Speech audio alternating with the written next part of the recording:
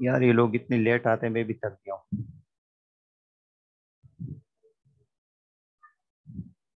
हमारे पास अपर respiratory track में knows, pharynx, larynx, epiglottis है। सही है।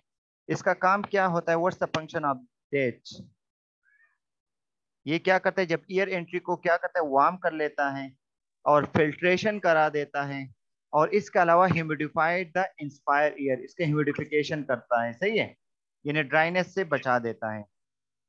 लोअर रिस्पिरेटरी ट्रैक सिस्टम में हमारे पास ट्रेकिया है, right and left main bronchi इसमें आ जाते हैं, सेगमेंटेड ब्रोंकाई, टर्मिनल ब्रोंक्यूल्स आ जाते हैं। What's the function of this? यानी अभी इसका काम क्या है, इसके रिस्पिरेटरी ट्रैक का? Conduction of air, mucociliary clearance करा देता है। म्यूकोसिलरी का मतलब ये है कि वहां पर सीलियाज होते हैं हमारे पास रिस्पिरेटरी ट्रैक में, और ज्यादातर जो अपर रिस्पिरेटरी ट्रैक, लोअर रिस्पिरेटरी, इसमें सीलियाज होते हैं।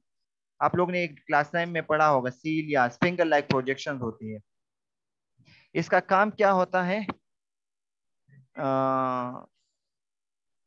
इसका काम क्या होता है? म्यूकस को बाहर निकालना होता है। सही है। क्लियर करा देता है, आपके रिस्पिरेटरी ट्रैक को बिल्कुल क्लियर करा देता है। रजाउल्ला, पता नहीं आप कौन सा नेट यूज करते हो, हम भी तंग आ गए आपको ऐड करने के लिए। हाँ, सही है। और प्रोडक्शन ऑफ पल्मोनरी सर्फेक्टेंट, हमारे पास जो रिस्पिरेटरी ट्रैक है, इसका काम क्या होता है? प्रोडक्शन ऑफ,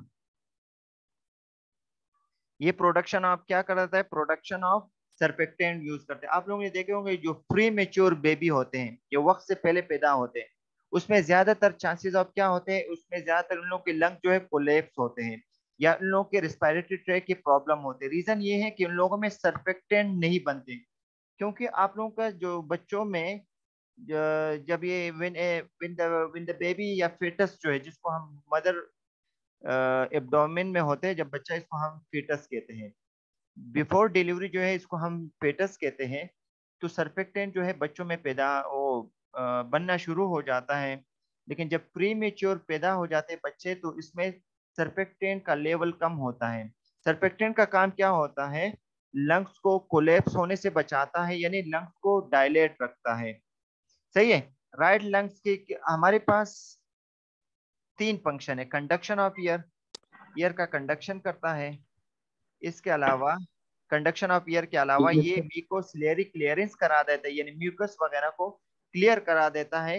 लंग्स को म्यूकस से क्लियर करा देता है, साफ करा देता है। इसके अलावा प्रोडक्शन ऑफ पल्मोनरी सर्फेक्टेंट ये भी पैदा करता है। तो सर्फेक्टेंट का काम क्या होता है?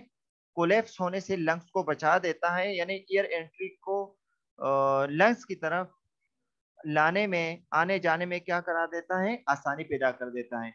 राइट लंग्स में हमारे पास तीन लोब है, जबकि लेफ्ट लंग्स में हमारे पास टू लोब्स होते हैं। इसके अलावा फिर अल्विलाइज आ जाते हैं। अल्विलाई क्या करता है? स्मॉल ईयर सेक्स होते हैं। सही है। तेली नमा शक्ल होती है, छोटी छोटी, जिसका काम क्या होता है? Responsible for gas exchange, carbon dioxide and oxygen exchange. जिसका काम क्या होता है? गैस एक्सचेंज करता है। सही है, गैस एक्सचेंज करता है। यानी गैस एक्सचेंज में ये होता है कि अल्विलाई किस चीज को आने देता है? ऑक्सीजन को एब्जॉर्ब कर लेता है, और इसकी जगह किसको एक्सपेल आउट करता है? कार्बन डाइऑक्साइड को एक्सपेल आउट कर देता है। सही है। जबकि सर्फेक्टेंट का क्या है? डिटर्जेंट लाइक फास्फोलिपिड है, जो क्या करते हैं? Reduce the surface tension between the moist membrane of the alveoli. Alveoli के जो मेम्ब्रेन्स होते हैं, इसके जो सरफेस टेंशन, सरफेस टेंशन कब बढ़ेगी? जब ये आपस में मिलेंगे। तो आपस में मिलने नहीं देंगे तो ऑटोमेटिकली तौर पे the surface tension of the alveoli will be reduced down by what? By surfactant. तो सर्फेक्टेंट याद रखो कि जिन बच्चों में सर्फेक्टेंट की कमी होती है तो हमें आर्टिफिशियल भी देने पड़ते हैं, ये बहुत महंगे होते हैं। सही है। और प्रिवेंट दियर कोलेप्स, ये लिखा भी है, यानी कोलेप्स होने से बचा देता है। कौन? सर्फेक्टेंट। सही है। ये पढ़ा था पहले, अभी पढ़ रहे हो? हम्म। सही है। दिस इज अभी द तो structure, this is the structure है हमारे पास। जैसे नेजल कैविटी है, पेरिंग्स है, लेरिंग्स है, ये हमारे पास कौन सा है? अपर रिस्पिरेटरी ट्रैक में आ जाते हैं। जबकि लोअर रिस्पिरेटरी ट्रैक में क्या है? देख लो, ट्रीकिया, ट्रीकिया नजर आ रहा है, पाइप नुमा शक्ल है। लंग्स समझ आ रहे हैं? लंग्स किसे कहते हैं? पता ही नहीं है। लंग्स किसे कहते हैं? गैसेज एक्सचेंज, जहाँ से गैसेज एक्सचेंज होती हैं। नहीं, लंग्स सही है। लंग्स फेफड़ों को कहते हैं, ओवरऑल स्ट्रक्चर को। जबकि फिर हमारे पास यस सर। ब्रोंक्यूल्स आते हैं। ब्रोंकाई किसे कहते हैं? ब्रोंकाई क्या कहते हैं? वन ब्रांच को कहते हैं। लेकिन इन दोनों के दरमियान जो जहां पर ये डिवाइड होते हैं इसको करीना कहते हैं, करीना कपूर कहते हैं, सही है। और जो मल्टीपल यस ब्रांचेस होते हैं इसको हम ब्रोंक्यूल्स कहते हैं। और जो तेली नमा शक्ल होते हैं इसको हम क्या कहते हैं?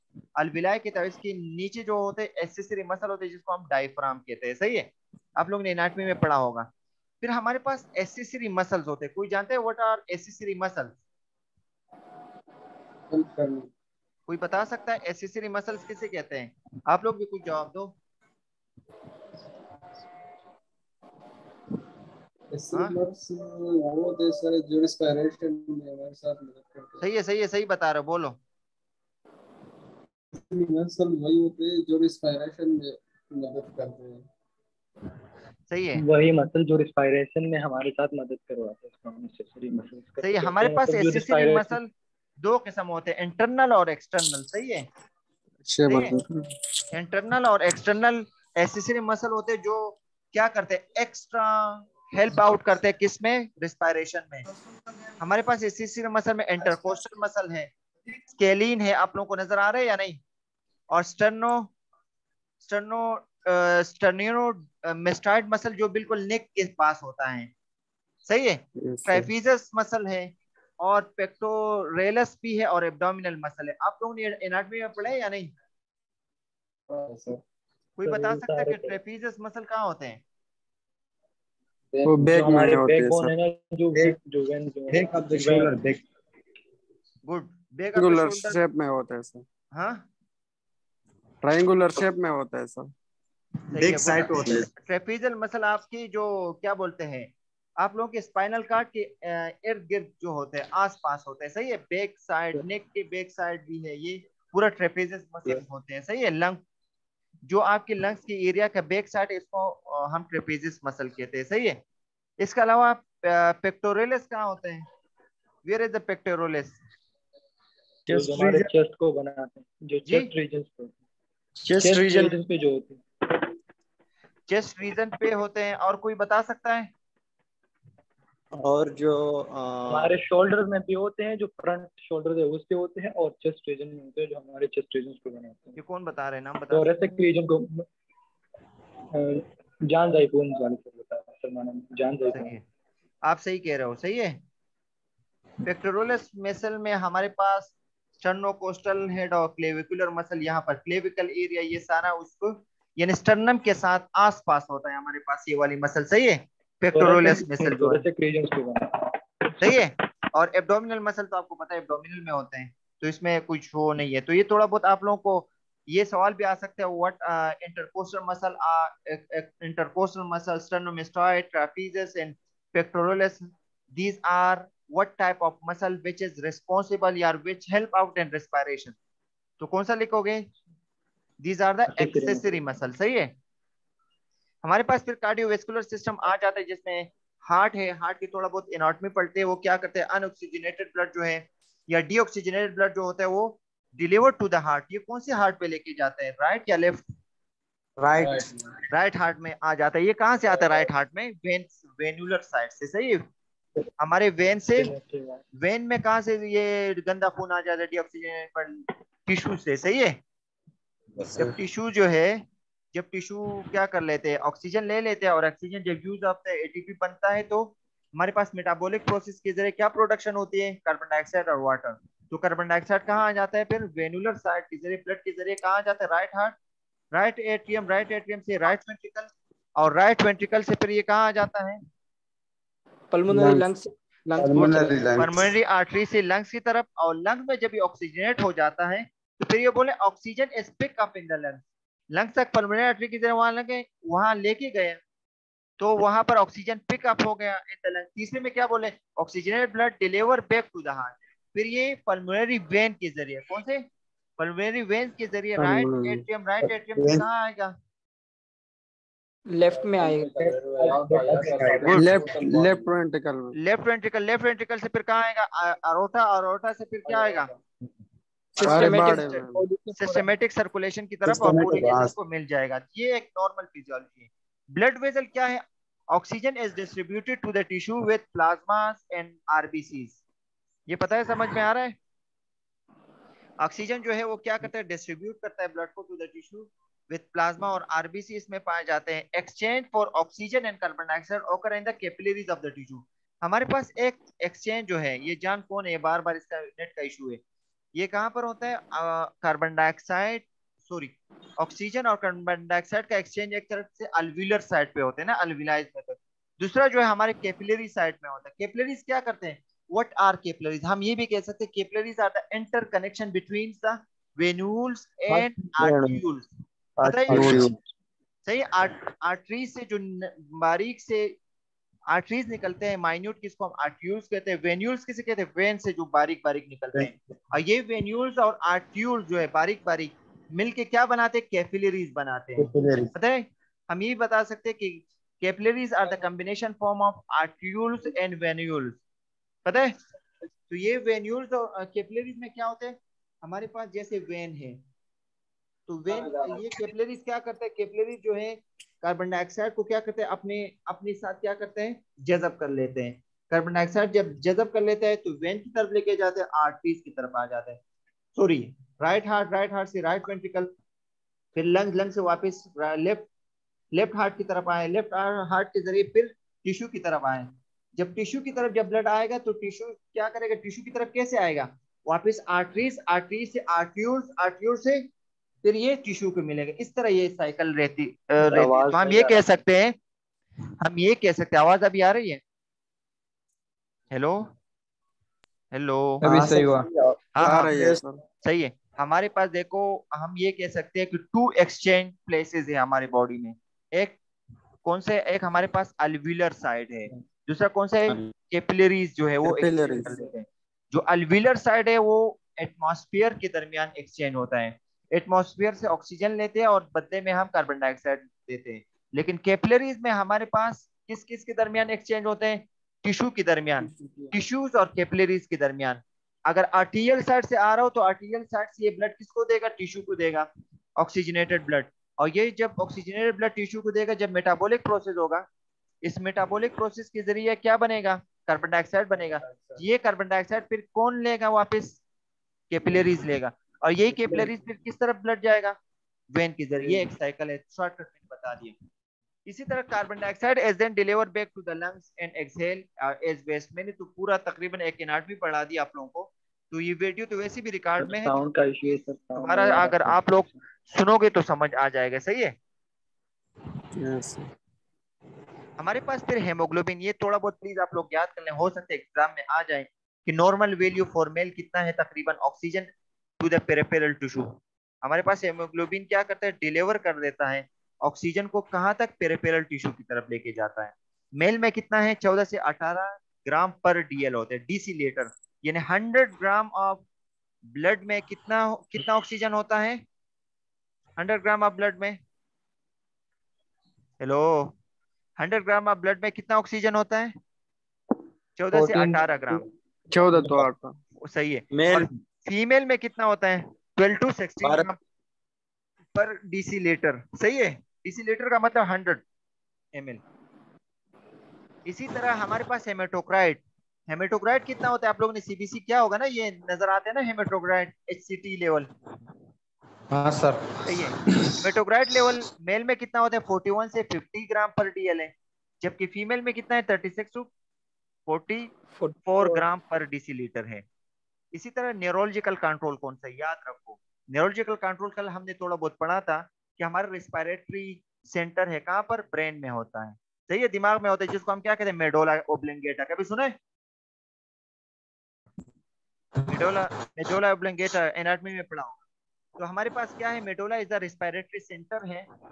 वहां पर क्या होते हैं? केमो रिसेप्टर है, खास तौर पे केमो रिसेप्टर्स होते हैं जो क्या करते हैं? They these are sensitive to the oxygen and carbon dioxide. वो सेंसिटिव है किस चीज, किन किन चीजों को? ये एक मतलब आप प्लीज पढ़ो, मैं आजान तब तक सुन लूंगा और आप लोगों से फिर सवाल करूंगा इसी स्लाइड में, प्लीज।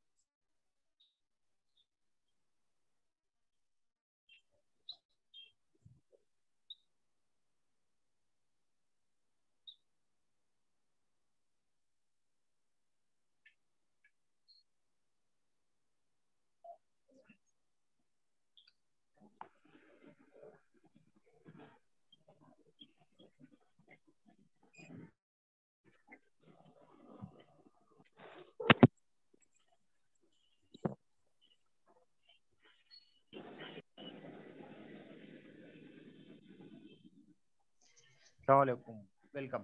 हाँ, आप लोगों ने क्या पढ़ा, कोई एक बंदा बता सकता है?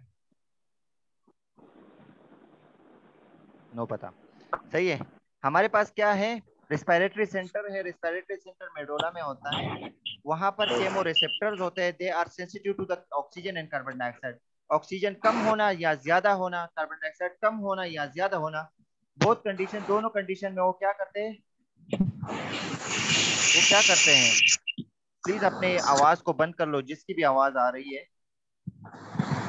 शकील माइक आप करो। मुझे भी तरीका आता है बंद करना, अगर आप लोग नहीं कर सकते। सही है। ये नहीं सुन रहे, क्या सीन है इसका? हाँ, हमारे पास जब कार्बन डाइऑक्साइड कम होना या ज्यादा, दोनों कंडीशन में वो क्या करते हैं, वो एक्टिवेट हो जाता है हमारा रिस्पायरेटरी सेंटर।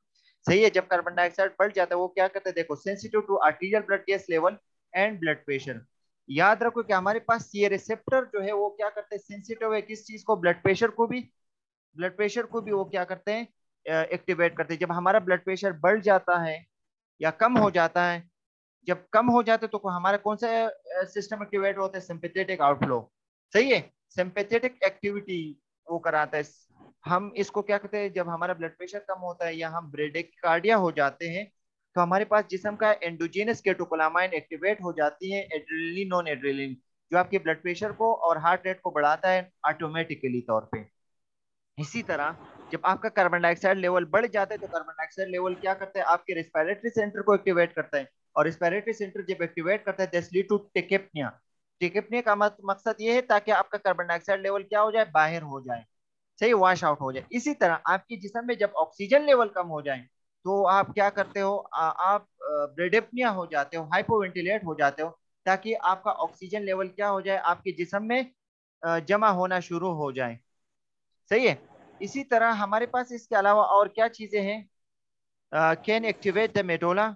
ये कब एक्टिवेट हो जाते हैं, मैंने आप लोगों को बताया, ऑक्सीजन का कम होना, ज्यादा होना, कार्बन डाइऑक्साइड कम होना या ज्यादा होना, इसके अलावा ब्लड प्रेशर का कम होना या ज्यादा होना, इस कंडीशन में ये एक्टिवेट हो जाते हैं। Sense increase in carbon dioxide level to stimulate the medulla for respiration. Stimulation causes, इसकी स्टिमुलेशन, जब इसको स्टिमुलेशन मिलती है आपकी मेडोला को, इसकी वजह से increase rate and depth of the breathing, आपकी ब्रीथिंग के डेप्थ को और रेट को क्या कराता है, रफ्तार को बढ़ा देता है। डिसेंसिटाइजेशन ऑफ केमोरिसेप्टर, लेकिन हमारे पास ये रिसेप्टर जो है कभी कभार जो है डिसेंसिटाइज हो जाते हैं। और इसके डिसेंसिटाइजेशन की वजह से चाहे कार्बन डाइऑक्साइड बढ़ रहा हो, चाहे ऑक्सीजन कम हो रहा हो या ज्यादा हो रहा हो, या आपका ब्लड प्रेशर कम हो रहा हो या ज्यादा हो रहा हो, सब कंडीशन में ये क्या होता है, एक्सक्यूज खामोश मी सर। होते हैं। सही है जी। सर जब हमारे बॉडी में कार्बन डाइऑक्साइड की लेवल ज्यादा हो जाता है तो मेडोला एक्सपायरेशन के लिए एक्टिवेट होगा या इंस्पायरेशन के लिए एक्टिवेट होगा? ये हाइपर वेंटिलेशन कराते हैं, दोनों कराते हैं, दोनों कराते हैं, इंस्पायरेशन एक्सपायरेशन नहीं दोनों मतलब, कराते हैं।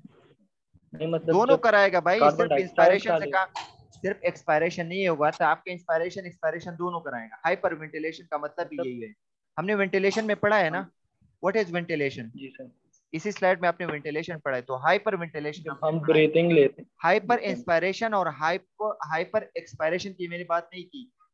मैंने क्या बताया, हाइपर ये पे वेंटिलेशन। ये इस जी नहीं जी। सर, ये पे लिखा है कि कार्बन डाइऑक्साइड का लेवल ज्यादा होता है हमारी बॉडी में तो इंस्पायरेशन एक्टिवेट होता है। मेडोला क्या करता है, एक्सपायरेशन इंस्पायरेशन को एक्टिवेट करता है। तो मेरा मतलब ये है कि हमें तो कार्बन डाइऑक्साइड रिलीज ही करना है, तो नहीं एक्सपायरेशन नहीं, क्यों नहीं होता है? हाइपर वेंटिलेशन कराते हैं, हाइपर वेंटिलेशन। सही है। Okay sir. ज्यादातर हाइपर ओके वेंटिलेशन सर। करा देता है। सही है।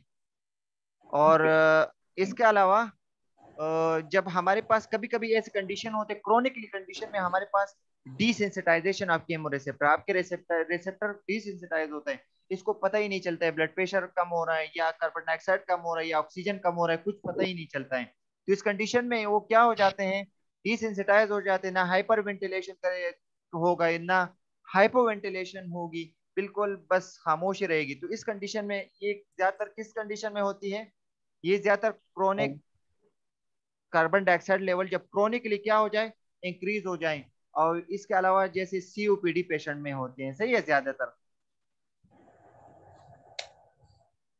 परेशान नहीं हुआ, वैसे भी ये रिकॉर्ड में है। हमारे पास फैक्टर इफेक्टिंग रेस्पिरेटरी फंक्शन, वो कौन से फैक्टर है, जो आपकी रेस्पिरेटरी फंक्शन को क्या करता है, अल्टर करा सकता है, अच्छा भी करा सकते हैं, वो करते हैं। Level of health, pathological condition that cause fluid overload and empire tissue perfusion, renal and cardiac output है हमारे पास। सही है, हमारे पास क्या है, पैथोलॉजिकल कंडीशन है जिसकी वजह से आपका फ्लूइड ओवरलोड हो जाता है। फ्लूइड ओवरलोड कब हो जाता है, जब आप कार्डियक फेलियर होते हो।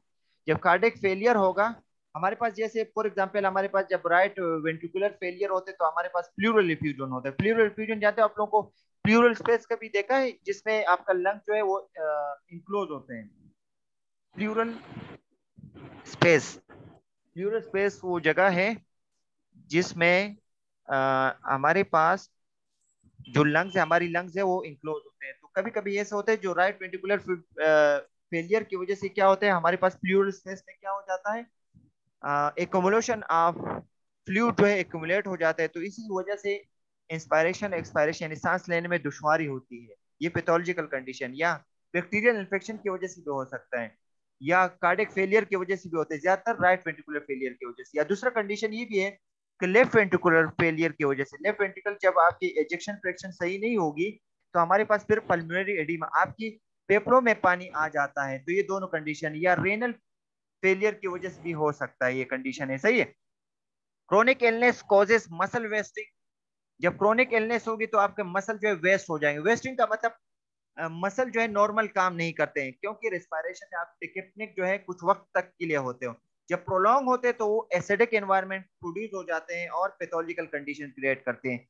सही है। इसका जो मसल टोन है वो क्या हो जाता है, कम हो जाते हैं। जब प्रोलॉन्ग टाइम के लिए क्या हो जाती है, टिकेपनिया हो जाती है। मसल इन्वॉल्व इन रेस्पिरेशन, यानी मसल टोन किस में कम हो जाते हैं, वही मसल जो इंस्पायरेशन में रेस्पिरेशन में इन्वॉल्व होती है। जब क्रोनिकली तौर पे टिकेपनिया हो जाती है प्रोलॉन्ग टाइम के लिए, तो मसल टोन भी कम हो जाता है और आपके मसल की ability to do work normally क्या हो जाती है, एबनॉर्मल हो जाती है। तीसरा कंडीशन कौन सा है, एनीमिया की वजह से भी हो सकता है। सही है। एनीमिया की वजह से जब आपका एचबी लेवल कम हो जाता है तो आप क्या हो जाते हो, टिकेपनिया हो जाते हो या नहीं, पता है या नहीं, आपका हार्ट रेट बढ़ जाता है, आप टेकिपनिया भी हो जाते हो, टेकिकार्डिक भी हो जाते हो। तो कुछ वक्त के लिए वो बेनिफिशियल होता है, लेकिन प्रोलॉन्ग टाइम के लिए वो क्या होते हैं, ये तकरीबन 6 to 8 आवर्स तक के लिए वो सही होता है। लेकिन अगर आपने एक्शन नहीं लिया तो मसल वेस्टिंग और पुअर मसल टोन हो जाते हैं, तो ये डेंजरस कंडीशन हो सकती है पेशेंट के लिए। तो हम एज सुन एज पॉसिबल क्या करोगे, ब्लड ट्रांसफ्यूजन करोगे अगर क्रोनिकली एचबी लेवल कम हो, और ऑक्सीजन को क्या करोगे, अप्लाई करोगे। ऑक्सीजन देना आता है या नहीं, पेशेंट को हम ऑक्सीजन देते हैं या नहीं, कभी देखे हैं आप लोगों ने पेशेंट्स। नहीं। सही है, हाँ देख देखे लोगे, सर। आप फर्स्ट सेमेस्टर में हो, देख लोगे, परेशान नहीं हो। सही। इसके अलावा माइकार्डियल इंफार्क्शन, माइकार्डियल इंफार्क्शन का मतलब एमआई, जब आपकी माइकार्डियल मसल को ब्लड सप्लाई सही नहीं मिलता है, यानी क्रोनरी आर्टरी में कोई खराबी आ जाए, आप लोगों ने कार्डियोलॉजी में पढ़ा होगा, जब यानी lack of blood supply to heart muscle को, तो affecting contraction, decrease perfusion, decrease gas exchange, ये सब चीजें क्या हो जाती है, डिक्रीज हो जाती है। और इसकी वजह से क्या होता है, माइकार्डियल इंफार्क्शन होता है। एमआई हम इसको शॉर्टकट कहते हैं। एमआई कब होता है, जब आपकी blood supply towards to the आपके हार्ट को, यानी हार्ट एक तरफ से blood supply towards to the tissue भी करता है, लेकिन एक तरफ से माइकार्डियल मसल को भी, दिल को खुद भी ब्लड सप्लाई की नीड होती है। दिल को ब्लड सप्लाई कौन करता है, आप लोगों को पता है, क्रोनरी आर्टरीज करते हैं, पता है या नहीं। Coronary coronary arteries. लेकिन हमारे पास एमआई की ज्यादातर चांसेस ये होती है जब क्रोनरी आर्टरी क्या होती है, यार शुएब इसको बोल, जब हमारे पास क्रोनरी आर्टरी में कोई ब्लॉकेज आ जाए, सही है, या कोई आर्थरोस्क्लेरोसिस आ जाए, तो इसी वजह से हो सकती है। सही। स्क्यूलियोसिस किसे कहते हैं, empire breathing pattern and may cause year trapping है। और एक तरफ से आप लोगों ने देखे होंगे कि ओबेसिटी की वजह से भी क्रोनिक ब्रोंकाइटिस होते हैं। आप लोग देखे होंगे जो मोटे लोग होते हैं इन लोगों को चांसेस ऑफ टेकिपनिया या सांस लेने में मसला होता है, यानी मोटे लोगों को। तो हाँ ओबेसिटी होता है। Also the cause of what, respiratory factor को, यानी रेस्पिरेटरी फंक्शन को क्या करा सकते हैं, obesity also leading cause for what, alteration in respiratory pattern, आपके रेस्पिरेटरी पैटर्न को क्या करा सकते हैं, अल्टर करा सकते हैं। इसके अलावा हमारे पास डेवलपमेंटल स्टेज क्या है, डेवलपमेंटल स्टेज में हमारे पास कौन से, यंग और ओल्ड है। सही है। यंग यंग लोगों में क्या होते हैं, insufficient lung capacity. Insufficient lung capacity क्या मतलब क्या है, कोई बता सकता है, इनसफिशिएंट लंग कैपेसिटी इसे कहते हैं जब आपकी यानी इंस्पायरेशन और एक्सपायरेशन, जब आप इंस्पायर कम करोगे तो एक्सपायर भी कम करोगे ना, एक्सपायरेशन दोनों कम होगा। तो लंग कैपेसिटी एक तरफ से जब प्री मेच्योर बेबी होते हैं इसमें भी चांस होते हैं। हमारे पास एक आरडीएस डिजीज भी होते हैं, रिस्पायरेटरी डिस्ट्रेस सिंड्रोम, ये भी एक टाइप से इसकी वजह से भी हो सकता है, या सर्फेक्टेंट की कमी की वजह से भी हो सकता है, या प्रोलॉन्ग स्मोकिंग की वजह से भी हो सकता है, या कोई पैथोलॉजी की वजह से, या कोई डिजीज यानी जैसे मैंने प्लूरल इन्फ्यूजन बताया और इसके अलावा पल्मोनरी एडीमिया बताया। तो इसकी वजह से क्या होता है, इनसफिशिएंट लंग कैपेसिटी होती है। जब इनसफिशिएंट लंग कैपेसिटी होगी यू विल बी इंस्पायर मोर और लेस। आप इंस्पायरेशन क्या क्या करोगे, कम करोगे या ज्यादा करोगे? लेस करोगे। तो इसी कंडीशन में तो हम क्या करते हैं, हाँ हाँ, तो आप इस इंस्पायरेशन कम करोगे। तो हम इस कंडीशन में क्या करते हैं, ड्यू टू दिस कंडीशन इसके जो कॉजेज होते हैं इसको क्या करते हैं, हम इसको कैंसल यानी खत्म करने की कोशिश करते हैं। आइदर पैथोलॉजिकल कंडीशन हो, आइदर आपके सर्फेक्टेंट की वजह हो, जो भी कॉज है इसको कॉज को एनालाइज करके इसको क्या करते हैं, इसका इलाज करते हैं। सही है। इसके अलावा वो फैक्टर हमारे पास दूसरा मेडिकेशन है। मेडिकेशन में हमारे पास एग्जाम्पल ओफाइड है, हमारे पास कुछ ऐसे मेडिकेशन है जैसे हमारे पास मॉर्फिन है, किन्स है, किन्स का भी सुना है, कुछ आप लोगों ने देख दिए भी होंगे। कुछ नशा और दवाइयां हैं वो भी आपकी रेस्पिरेटरी यानी मेडोला को डिप्रेस कराते, रेस्पिरेटरी सेंटर को डिप्रेस कराते डायरेक्टली, बीबीबी यानी ब्लड ब्रेन बैरियर को पार करके उसको डिप्रेस कराते, सेडेटिव इफेक्ट भी कराते हैं और रेस्पिरेटरी डिप्रेस कराते हैं। तो इसलिए हम जब भी ये अफाइड लाइक मेडिकेशन देते तो हम खास तौर पे मॉनिटरिंग करते हैं। सही है। लाइफस्टाइल, ये आप लोगों के लिए फर्स्ट सेमेस्टर है, बिल्कुल न्यू है। जब आप हॉस्पिटल क्लिनिकल में जाओगे तो आपको आसानी होगी। हमारे पास कुछ सेकंड्स है। सही है। लाइफस्टाइल, लाइफस्टाइल में क्या है, लाइफस्टाइल में एक्सरसाइज 3 to 6 टाइम्स क्या करते हैं पर weak, response better to respiratory stressors को करते हैं। Immobile, immobile, immobile person does not facilitate good lung expansion जो है वो करा देता है। और इसके अलावा सिगरेट स्मोकिंग जो है आइदर एक्टिव हो या पीसीओ हो, both are leading for what, आपके रेस्पिरेटरी फंक्शन को क्या करा सकता है, आपके रेस्पिरेटरी फंक्शन में अल्टरेशन करा सकते हैं। इसके अलावा कुछ एनवायरमेंटल फैक्टर हैं जैसे एयर पोल्यूशन है, एयर पोल्यूशन भी क्या करते हैं आपके यानी एलर्जिक लाइक फंक्शन को क्या करा देता है, एक्टिवेट करा देता है। इसके अलावा ऑक्यूपेशनल हेजर्ड्स जो है, ऑक्यूपेशनल हेजर्ड्स भी ये भी लीडिंग कॉज है, यानी जिसमें पोल्यूटेंट्स वगैरह आते हैं। एनक्लोज एरियाज, जैसे अगर वहां पर आपके पास टीबी वाले पेशेंट हो इससे भी ट्रांसफर हो सकता है, तो ईयरबोर्न डिजीज है ना। तो एनवायरमेंटल फैक्टर भी लीडिंग कॉज फॉर व्हाट, आपकी रेस्पिरेटरी फंक्शन को अल्टर करा सकता है। इसके अलावा साइकोलॉजिकल हेल्थ, आपने देखे होंगे कि जो लोग ज्यादा टेंशन लेते हैं, anxiety also leading cause for bronchial asthma, और यू बिकम टेक